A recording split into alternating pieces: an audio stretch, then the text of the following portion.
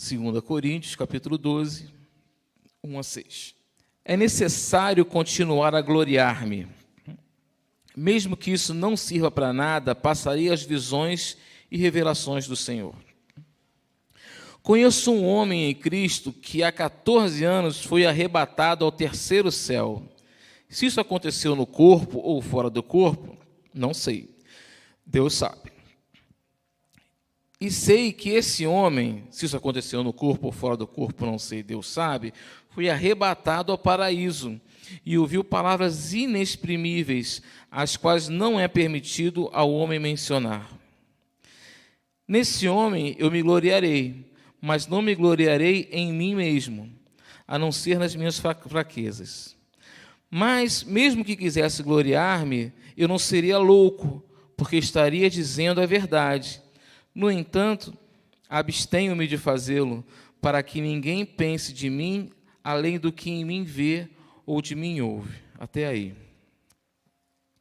Meus irmãos, nós vamos rapidamente pensar, refletir sobre 5 características do testemunho de Paulo.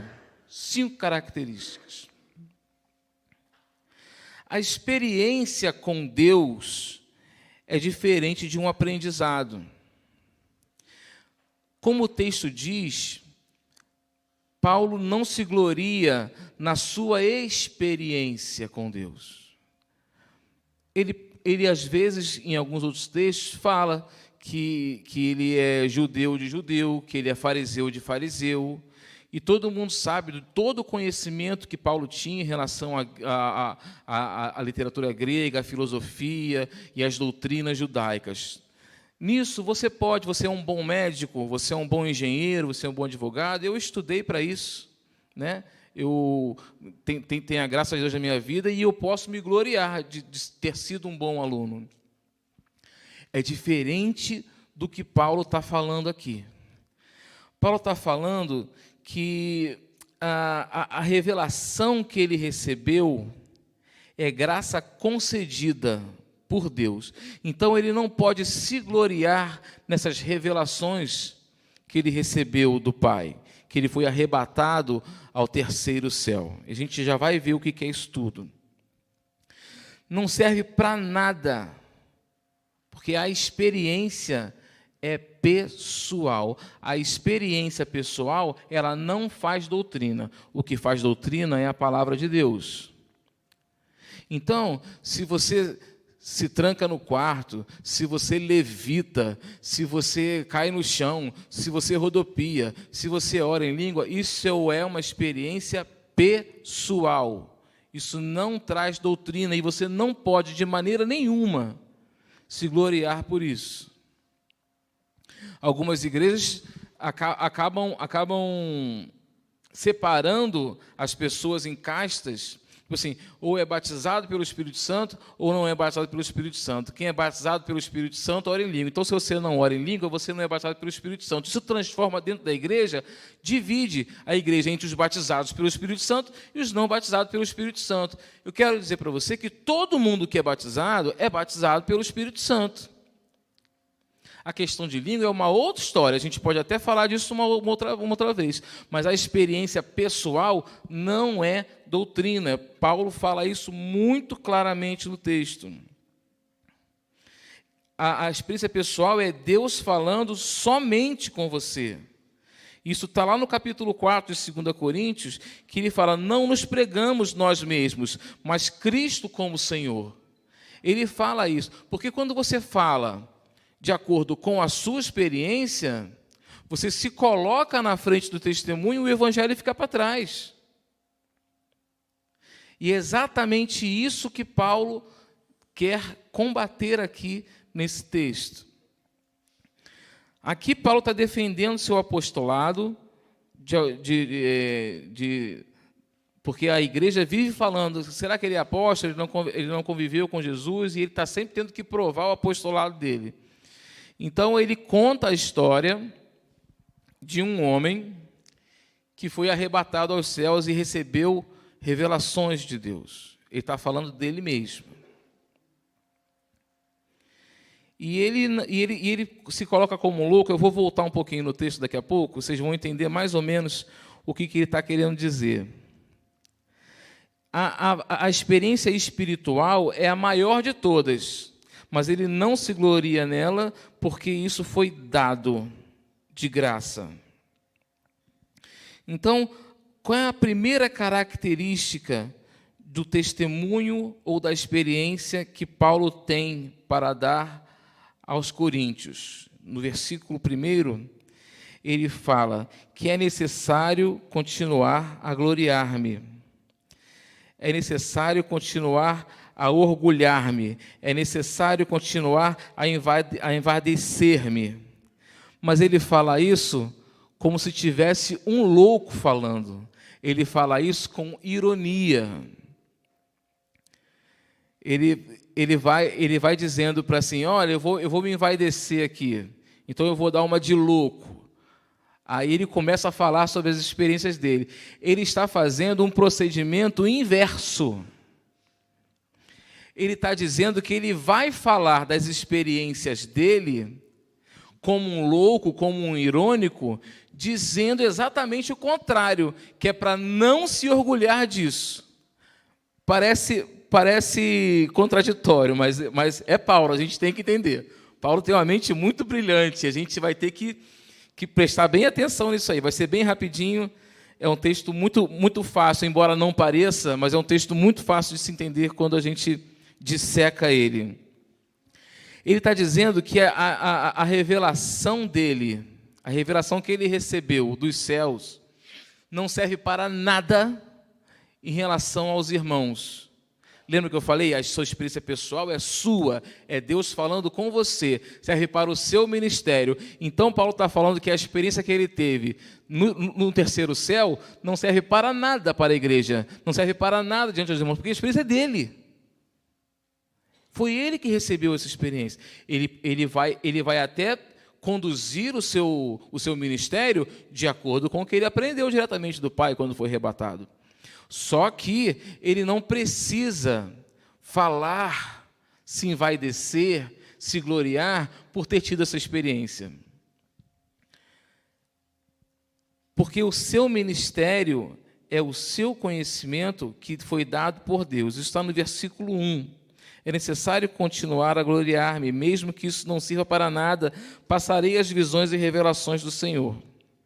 Aí parece que ele tá se envaidecendo, né? Mas a gente vai ver que não. A primeira característica de Paulo é que o testemunho dele, a experiência dele é sem arrogância. Muito embora ele tenha falado que está se gloriando, e a gente vai ver que não, o testemunho dele, a experiência dele, o que ele coloca diante da igreja é sem arrogância. Ele não se acha nada. Por quê? A segunda característica do testemunho de Paulo é que o testemunho e a experiência serve para o combate. Lembra que a gente sempre fala que tanto João quanto Pedro e Paulo também, coisa da época, né? Combatiam uma corrente filosófica e teológica chamada gnosticismo. O gnosticismo ele tem muita influência grega, da filosofia grega. O que diz? Diz que o mundo espiritual é perfeito e que a matéria é ruim. Por isso que eles tinham tanta dificuldade em entender, um Deus que é espiritual, é perfeito, ele se faz matéria para vir aqui, né? Então não faz o menor sentido. Ele estava num plano perfeito e saiu de um plano perfeito para um plano imperfeito, corruptível, finito, perecível. Então, assim, para a filosofia grega, isso era muito complicado de entender. E Paulo, ele dá essa experiência, esse testemunho, justamente para combater as pessoas que falam que o espírito é ruim, que o espírito é bom e a matéria é ruim. Quer ver? Ele começa falando, um homem, vamos ler aqui. Conheço um homem, está falando dele mesmo, tá? Conheço um homem em Cristo que há 14 anos foi arrebatado ao terceiro céu. Se isso acontece no corpo ou fora do corpo, não sei, Deus o sabe. E ele repete isso no versículo 3. Ele reafirma essa ideia que, olha, esse negócio de estar no corpo ou estar fora do corpo, que o corpo é ruim, o corpo não pode se misturar com o espírito e coisa e tal, que o corpo é cárcere do espírito, isso não é verdade. Porque eu posso ter sido arrebatado no corpo ou posso ter sido arrebatado fora dele. Assim como também posso ter tido só uma visão. Então, assim, Paulo está usando esse testemunho para combater o gnosticismo que fala que o corpo é ruim. Porque ele dá aqui a ideia de que ele pode, sim, ter sido arrebatado corporeamente. Tá? A terceira característica é que o testemunho e a experiência dele, ele guarda para si. Mas antes, vamos ver mais um pouquinho do 2. Ele fala dele, mas como se estivesse falando de uma terceira pessoa. Deu para entender? Olha, eu conheço um homem que foi arrebatado, que há 14 anos ele foi arrebatado e recebeu revelações, coisa e tal. Quer dizer, ele fala que é um homem em Cristo. Ele não está falando da experiência dele de conversão. Lembra do caminho de Damasco, que o Senhor o derrubou no caminho? Ele não está falando dessa experiência, ele está falando de um homem em Cristo. Quer dizer, ele já era convertido, ele já era regenerado e ele foi arrebatado. Tá? Ele faz isso procurando não se referir a si mesmo. Como é que eu vou explicar isso para vocês? Ele está dizendo, ele é a mesma pessoa, Paulo é Paulo. Só que ele está se referindo na terceira pessoa porque ele não quer se referir a si mesmo na atualidade. Ele não quer usar dessa experiência, dessa revelação, desse testemunho, para ter autoridade de apóstolo. Então, ele fala na terceira pessoa. Ele foi arrebatado ao terceiro céu. O terceiro céu é o céu dos céus. A gente não fala Deus é santo, santo, santo. É porque na linguagem hebraica não existe superlativo, santíssimo. Essa palavra não existe. Então, quando a gente fala santo, santo, santo, é o superlativo, santíssimo, no hebraico. Então, quando a gente fala terceiro céu, na verdade está falando céu, céu, céu. 3 vezes superlativo. Então, céu, céu, céu é o céu onde Deus habita. Tem o primeiro céu, que é esse que a gente vê, o azul, com os passarinhos, com as nuvens. Tem o segundo céu, que seria a constelação, a Via Láctea, o universo. E tem o terceiro céu, que é o lugar da habitação de Deus. Paulo foi arrebatado para esse terceiro céu, onde Deus habita, onde recebeu revelação. Mas ele não usa isso, embora pudesse usar, para ter autoridade. E essa é a terceira característica do testemunho de Paulo. Ele guarda para si. No versículo 4, ele fala, foi arrebatado ao paraíso, né? E ouviu palavras inexprimíveis, as quais não é permitido ao homem mencionar. Ele recebeu revelações incompreensíveis ao ser humano, que não é permitido mencionar. Em algumas traduções, vai ter a palavrinha não é lícito. Alguém tem essa tradução? Não é lícito? Geralmente eu aceito, não é lícito. Então, não é lícito, é criminoso, é proibido, é sagrado demais para ser mencionado. E ele guarda esse testemunho, essa experiência para si mesmo. Sagrado demais. Palavras inexprimíveis. O Espírito Santo se move, né, com gemidos inexprimíveis para transportar ao Pai a nossa oração. Vocês lembram dessa passagem na Bíblia? Bom, não lembra da passagem, lembra da música. Até com gemidos inexprimíveis. Né? Então, Deus, o Espírito Santo, ele se comunica ao Pai de uma forma que a gente não consegue se comunicar. Porque esse inexprimível quer dizer que é incompreensível. O Espírito Santo faz isso por nós. Paulo, quando foi arrebatado aos céus, ele recebeu revelações e visões inexprimíveis. Inexprimíveis. Quer dizer que não pode se exprimir. É incompreensível ao homem. O homem não tem a capacidade de falar sobre. Mas ele guarda essa experiência, esse testemunho para si. E aí vem o versículo 5, que vai dar todo o sentido a tudo isso que a gente está falando.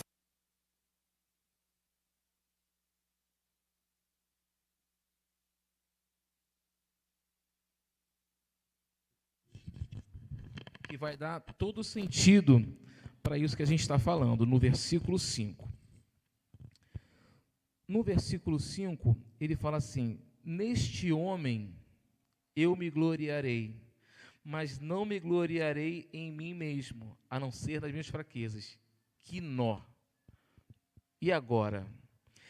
Ele está falando dele mesmo na terceira pessoa, naquela pessoa que foi arrebatada.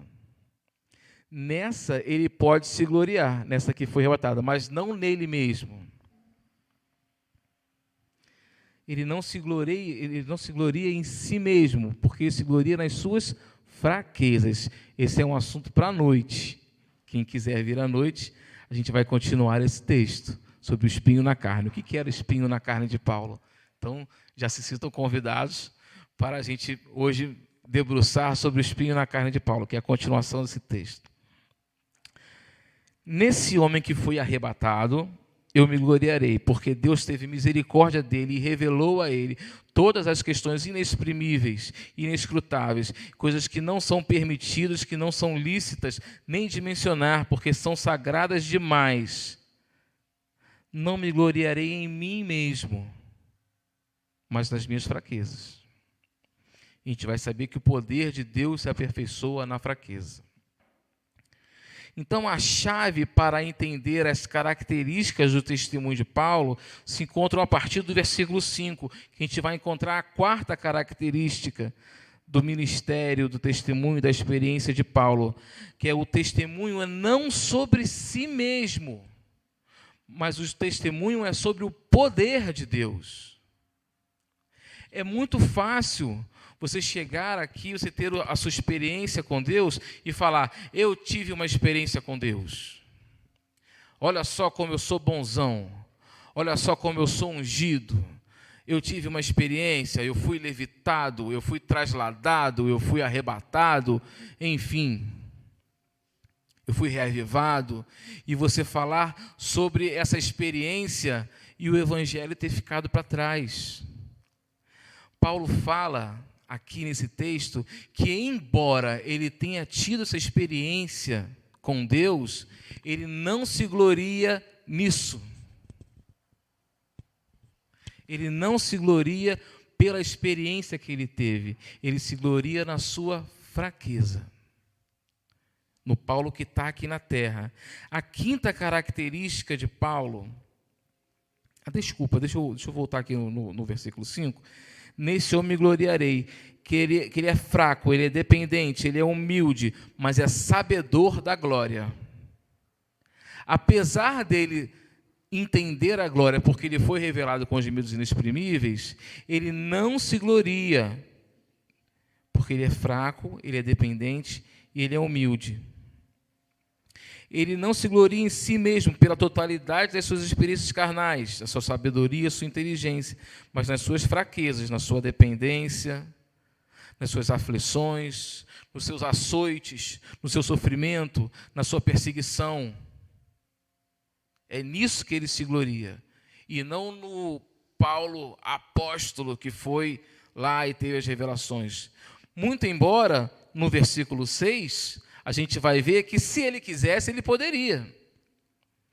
Mesmo que quisesse gloriar-me, eu não seria louco, porque estaria dizendo a verdade. Eu fui arrebatado? Fui. Recebi revelações? Recebi. Mesmo se eu quisesse me gloriar disso, eu poderia, mas eu não faço. No entanto, abstenho-me de fazê-lo, para que ninguém pense em mim além do que em mim vê ou em mim ouve.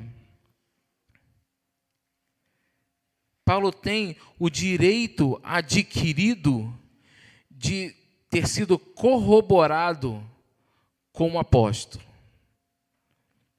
falando das experiências do arrebatamento que ele teve, mas ele não faz isso, porque seria muito fácil e muito capaz de toda a congregação, todos os irmãos, ficarem adorando a Paulo. Nossa, Paulo é realmente, Paulo mesmo, hein? Super servo.